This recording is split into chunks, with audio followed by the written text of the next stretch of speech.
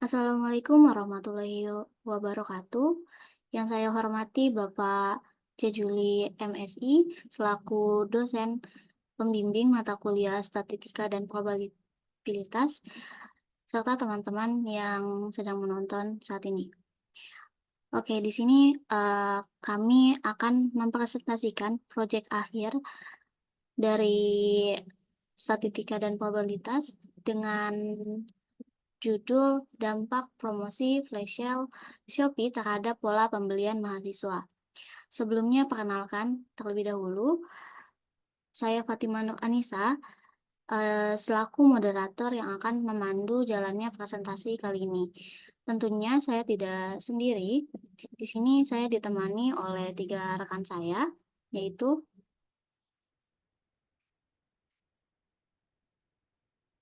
ada Aisyah Nurhayati dan Della Anissa Putri. Oke, materi pertama akan dijelaskan oleh Della Anissa. Kepadanya saya persilakan.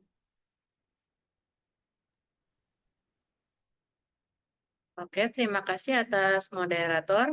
Saya akan mulai ambil alih, mulai dari tujuan kelompok kami. Pertama, judul kami yang bernama Dampak Promosi Flash Sale Shopee terhadap Pola Pembelian Mahasiswa, suatu analisis probabilitas. Itu dipilih dengan tujuan untuk mengungkapkan dampak spesifik dari promosi Flash Sale Shopee terhadap pola pembelian para mahasiswa, khususnya mereka yang merupakan mahasiswa program studi informasi atau SI. Penelitian ini bertujuan untuk mengidentifikasi secara terukur apakah promosi flash sale tersebut memiliki pengaruh yang signifikan terhadap keputusan pembelian mahasiswa, baik dalam peningkatan frekuensi pembelian, nilai transaksi, maupun perubahan pola pembelian produk selama periode promosi. Dengan menerapkan metode analisis probabilitas ini, studi ini juga bertujuan untuk mengungkapkan pola atau tren khusus yang mungkin muncul dalam perilaku pembelian mahasiswa selama periode promosi flash sale, memberikan wawasan penting bagi strategi pemasaran e-commerce di masa depan, serta menyoroti relevansi penelitian terhadap industri e-commerce dan konsumen muda. Slide selanjutnya, tolong. Nah, ini dia adalah alasan kami. Yang pertama, dengan pertumbuhan pesat e-commerce, terutama di kalangan mahasiswa yang sering berbelanja secara online, penting untuk memahami dampak strategi promosi tertentu seperti flash sale terhadap perilaku pembelian. Kedua, analisis ini juga dapat membantu memahami sejauh mana promosi flash sale, khususnya yang dilakukan oleh platform besar seperti Shopee, mempengaruhi keputusan pembelian mahasiswa. Apakah itu peningkatan frekuensi pembelian, nilai pembelian, atau mempengaruhi jenis barang yang dibeli. Dan alasan yang terakhir ialah untuk melihat sejauh mana perkembangan teknologi dan perubahan pola pembelian di kalangan mahasiswa dapat memberikan wawasan tentang tren konsumsi yang mungkin mempengaruhi strategi pemasaran dan penjualan di masa depan. Slide selanjutnya, tolong. Nah, di percobaan kita kali ini, kita memiliki objek penelitian kita yaitu mahasiswa pengguna e-commerce Shopee dengan sampel sebesar 36 orang. Data Excel yang digunakan atau pertanyaan yang kita gunakan ialah pertama, apakah Anda pengguna e-commerce Shopee? Kedua, berapa jumlah pembelian terbanyak yang Anda lakukan pada 1 bulan? Ketiga, apakah pembelian bulan tersebut menggunakan tawaran promosi dari Shopee? Keempat, berapa jumlah pembelian Anda yang paling sedikit pada 1 bulan? Dan yang terakhir ialah apakah pembelian bulan tersebut menggunakan tawaran promosi dari Shopee. Oke, selanjutnya, tolong. Nah, untuk responden kami sendiri, kriteria responden kami ialah mahasiswa program studi sistem informasi dan merupakan pengguna e-commerce Shopee dan melakukan pembelian pada e-commerce Shopee minimal sebanyak 1 kali dalam setiap bulannya. Selanjutnya, teman-teman. Lalu untuk studi kasus atau hipotesis kami, yaitu melakukan penelitian terhadap pengaruh promosi flash sale Shopee terhadap intensitas pembelian produk oleh mahasiswa, yaitu objek penelitiannya ialah mahasiswa SI atau sistem informasi. Sementara variabel yang tersedia adapun berikut adalah promosi flash sale Shopee dan pembelian produk oleh mahasiswa. Selanjutnya. Kemudian di sini bisa kita lihat penyajian visualisasi datanya dari data yang kami dapatkan. Bisa kita lihat sendiri di chart kanan dan kiri. Transaksi pembelian penggunaan promosi merupakan warna biru dan transaksi pembelian tanpa penggunaan promosi merupakan chart warna merah.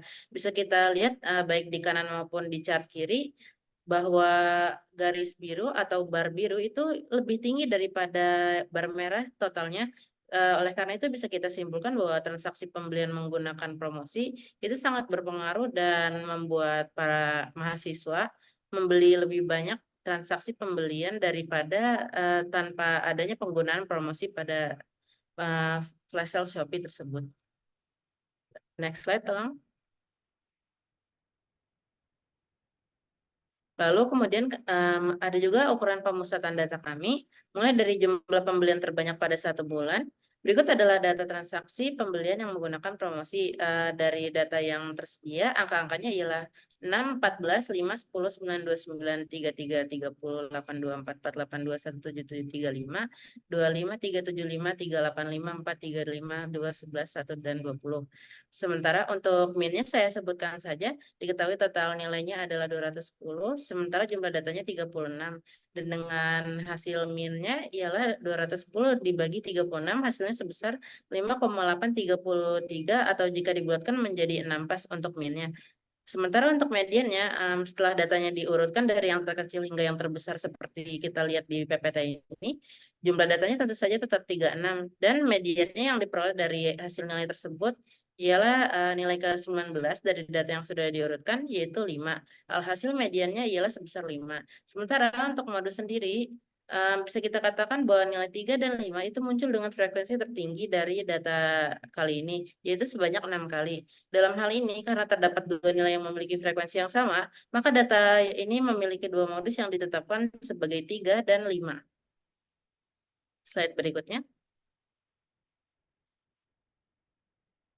Lalu kemudian selanjutnya ialah ukuran pemusatan data untuk jumlah pembelian terendah pada 1 bulan. Yang pertama bisa kita lihat di paling sebelah kiri, berikut adalah data transaksi pembelian tanpa penggunaan promosi, yaitu 1, 0, 2, 3, 1, 1, 3, 1, 1, 5, 2, 1, 1, 0, 3, 1, 2, 1, 2, 1, 0, 1, 2, 1, 1, 1, 1, 1, 1, 0, 1, 1, 0, 1, 0, 1. Nah, bisa seperti sebelumnya saya sebutkan kembali untuk min-nya sendiri diketahui total nilainya ialah sebesar 42, sementara jumlah datanya ialah sebesar 36 sampel. Jadi min-nya untuk ini ialah 42 dibagi 36, alhasil besarnya adalah 1,6067 yang jika dibuatkan menjadi 2 pas. Sementara untuk mediannya sendiri bisa kita lihat sendiri di sini, data setelah diurutkan itu dari angka 0 hingga yang terbesar angka 5. Dari jumlah data sampel yang sebesar 36, mediannya adalah nilai ke-19 seperti data sebelumnya, sehingga dari data yang sudah diurutkan, mediannya ialah angka 1. Sementara untuk modusnya sendiri, nilai yang memiliki frekuensi tertinggi ialah angka 1 juga kembali, yaitu muncul sebanyak 19 kali. Oleh karena itu, modus dari transaksi pembelian tanpa penggunaan promosi ini ialah sebesar 1 atau angka 1 mutlak. Slide selanjutnya. Nah, sementara untuk perhitungan uji hasil penelitian kami kali ini, kami memutuskan untuk menggunakan korelasi antar penggunaan tawaran promosi dan jumlah pembelian, dan analisis perbandingan antara jumlah pembelian tertinggi dan terendah dengan dan tanpa penggunaan tawaran promosi. Selanjutnya, tolong. Nah, sepertinya akan saya teruskan kepada teman saya selanjutnya. Dipersilakan untuk melanjutkan materinya. Oke, baik. Terima kasih kepada Dela yang telah menjelaskan tujuan serta lain hal di materi sebelumnya. Materi ini akan saya jelaskan kembali. Sekarang pada materi uji normalitas menggunakan SPSS. Nah, di sini dalam melakukan uji normalitas, SPSS menyediakan dua uji normalitas, yaitu Kolmogorov-Smirnov dan Shapiro-Wilk. Berdasarkan data yang didapat tadi, nilai N atau jumlah data yaitu sebesar 36. Karena data tersebut termasuk ke dalam sampel kecil atau bisa kita sebut itu sampelnya di bawah 50, maka kita bisa menggunakan uji normalitas Shapiro-Wilk. Nah, hasil uji normalitas yang dilakukan di SPSS terlihat pada gambar di bawah ini. Bisa kita lihat di bawah, teman-teman. Sini. Lalu cara untuk menentukan apakah sampel di atas berdistribusi normal atau tidak adalah sebagai berikut. Jadi, sin dua min titel lebih besar daripada alfa jika kita memakai nilai alfanya sama dengan 5% atau 0,05 dan nilai sin dari uji Shapiro-Wilk itu kurang dari 0,01. Dengan informasi tersebut, kita bisa mengetahui apakah distribusinya normal atau tidak.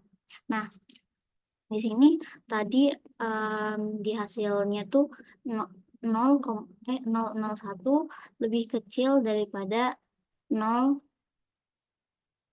itu.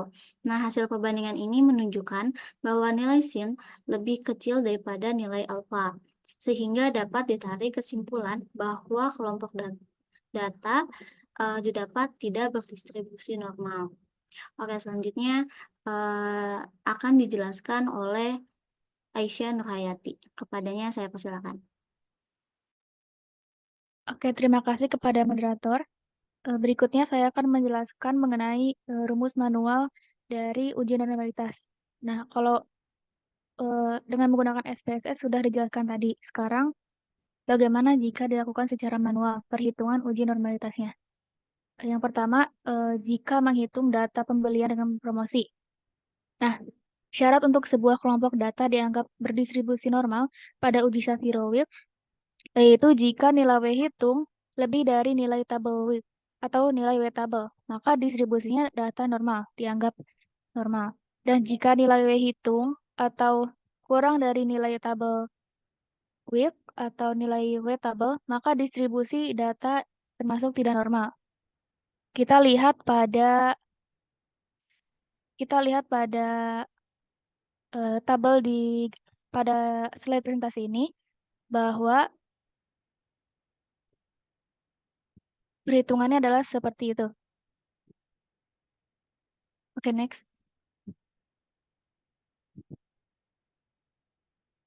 Yang pertama kita mencari nilai W hitungnya. Nah, berdasarkan data yang didapat, ditemukan X-barnya itu adalah 6,277. Nah, untuk mencari nilai W itu, pertama kita menghitung nilai X min X bar untuk setiap X. Nah, dapat dilihat di tabel di pinggir ini, diperoleh jumlah total dari hasil XI X min X bar dikuadratkan yaitu sebesar 1109,2222. Nah, hasil total penjumlahan inilah yang menjadi nilai W hitung yang akan kita gunakan pada perhitungan Shapiro-Wilk nanti.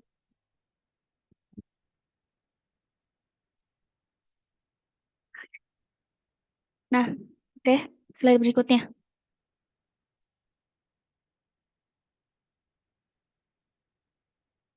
Oke, sekarang kita akan mencari nilai W tabel. Nah, pertama, tentukan terlebih dahulu nilai yang didapatkan dari tabel koefisien Shapiro-Wilk. Dari tabel tersebut kita mendapat 18 nilai yang atau 18 nilai tersebut yaitu setengah dari besarnya sampel yang berjumlah 36 ya.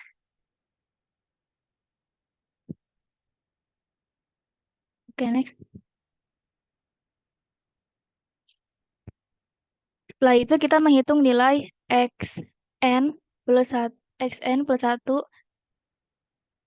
min i dikurangi dengan xi. Lalu mengalihkan hasil pengurangan tersebut dengan nilai alfa, dengan nilai i-nya.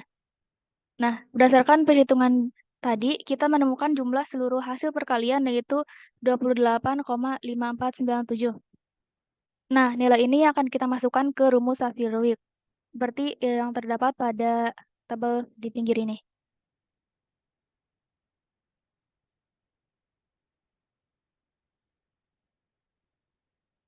Diketahui rumus dari Shapiro-Wilk adalah W hitung sama dengan B kuadrat dibagi SS, di mana rumusnya seperti yang tertera pada layar presentasi. Nah, setelah dilakukan perhitungan, diperoleh nilai W sama dengan B kuadrat dibagi SS, yaitu 0,73482 dan seterusnya. Next.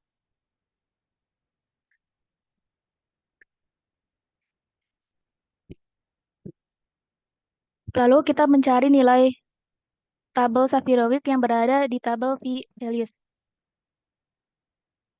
Nah, kan kita menggunakan alfa standar yaitu 5% atau 0,05 dengan N-nya atau jumlah datanya yaitu 36. Maka ditemukan nilai wettable adalah 0,935. Next. Nah, untuk menentukan signifikasi ujinya adalah jika W hitung lebih dari nilai tabel weak atau wettable, maka distribusi data adalah normal. Nah, jika W hitung lebih kecil dari nilai tabel weak atau wettable, maka distribusi data itu tidak normal.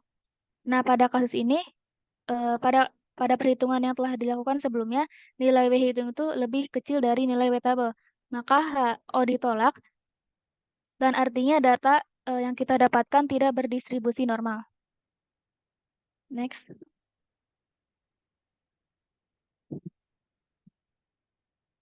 Selanjutnya adalah melakukan perhitungan manual uji normalitas pada data pembelian tanpa promosi. Nah, kita yang pertama masih sama seperti sebelumnya, kita mencari nilai W hitung. Nah, berdasarkan data yang didapat, ditemukan X bar sama dengan 1,25. Untuk mencari nilai W hitung, pertama kita menghitung nilai X min X bar untuk setiap X. Nah, dapat dilihat diperoleh jumlah total dari hasil X min X bar kuadrat yaitu sebesar 36,75. Nah, hasil total penjumlahan inilah yang menjadi nilai W hitung yang akan digunakan berikutnya.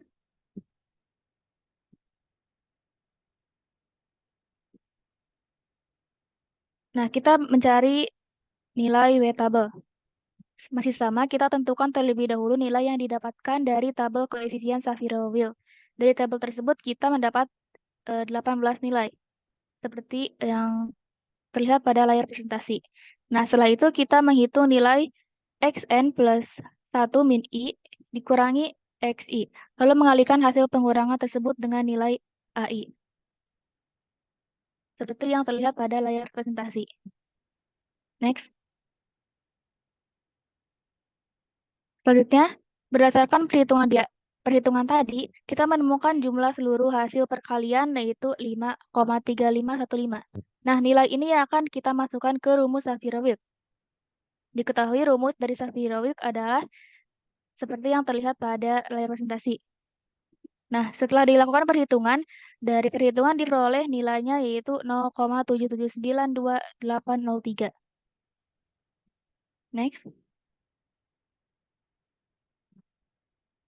Lalu mencari nilai tabel Shapiro-Wilk yang berada pada tabel p-values. Alfanya masih sama yaitu 5% atau 0,05. Dengan N adalah 36, maka nilai wettable adalah 0,935. Selanjutnya, untuk menentukan signifikansi uji, pada kasus ini W hitung lebih kecil dari nilai wettable, maka HO ditolak. Artinya data ini tidak berdistribusi normal. Nah, uji normalitas secara manual ini hasilnya sama dengan uji normalitas menggunakan SPSS yang telah dijelaskan oleh rekan saya tadi. Next.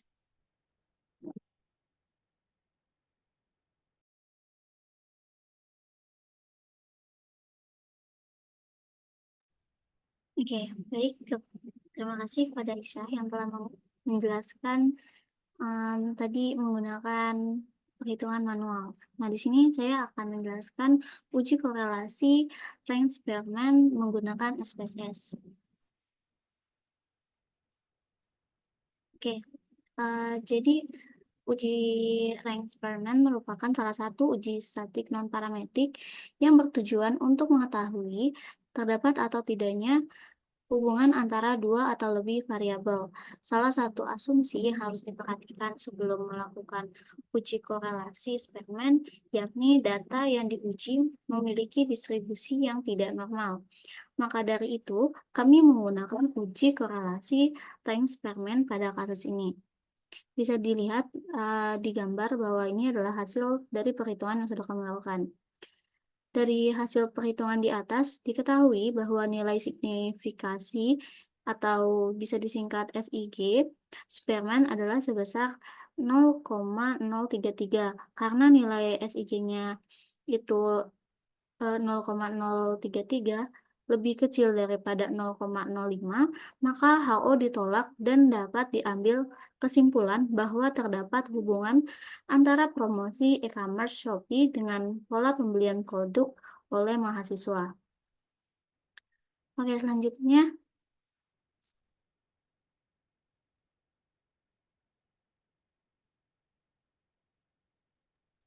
Baik, selanjutnya adalah bagaimana jika menggunakan rumus manual. Jika dihitung secara manual, rumus korelasi rank Spearman adalah rho sama dengan 1 min 6 sigma D kuadrat dibagi N dikali N kuadrat min 1. Nah, dari rumus korelasi rank Spearman ini diperoleh hasil yaitu rho hitung sama dengan 0,424646. Kemudian untuk menentukan nilai rho table pada derajat kesalahan 5% dan derajat kesalahan 1% untuk jumlah data 36 dapat dilihat pada tabel nilai rho untuk korelasi rank Spearman seperti yang terlihat pada layar presentasi. Nah, rho hitung kan tadi 0,424646. Sedangkan rho table untuk 5% itu adalah 0,279 dan untuk 1% adalah 0,388. Berikutnya. Nah, jadi jika melihat dari kriteria pengujian hipotesis, yaitu HO ditolak bila rho hitung lebih besar dari rho tabel dan HO diterima bila rho hitung lebih kecil dari nilai rho tabel. Nah, dari hipotesis tadi, dapat dilihat dari nilai rho hitung dan nilai rho tabel bahwa 0,424646 itu lebih besar dari 0,279 dan 0,388. Nah, ini artinya HO ditolak dan HA diterima. Nah, HO ini kan artinya tidak ada hubungan antara promosi e-commerce Shopee dengan pola pemberian produk oleh mahasiswa. Dan HA itu adalah hipotesis alternatifnya, yaitu adanya hubungan antara promosi e-commerce Shopee dengan pembelian produk oleh mahasiswa. Nah, dari perhitungan tadi, HO itu ditolak. Artinya, hipotesis alternatif diterima, yaitu adanya hubungan antara promosi e-commerce Shopee dengan pola pembelian produk oleh mahasiswa. Next. Oke, tadi kita sudah hitung-hitung dan sudah menjelaskan mengenai materi yang ada di presentasi kali ini. Saya bisa menarik kesimpulan dari analisis yang dilakukan. Dapat disimpulkan bahwa pengguna tawaran promosi Shopee berpengaruh signifikan terhadap jumlah pembelian pengguna e-commerce Shopee. Kesimpulan dari uji korelasi range Spearman menggunakan SPSS juga mengatakan bahwa nilai correlation coefficient adalah 0,033 yang pada tingkat kekuatan korelasi termasuk dalam hubungan cukup kuat dengan arah hubungan variabel positif. Oke, sekian presentasi yang bisa kami paparkan tadi. Kurang lebihnya kami mohon maaf sebesar-besarnya. Wassalamualaikum warahmatullahi wabarakatuh.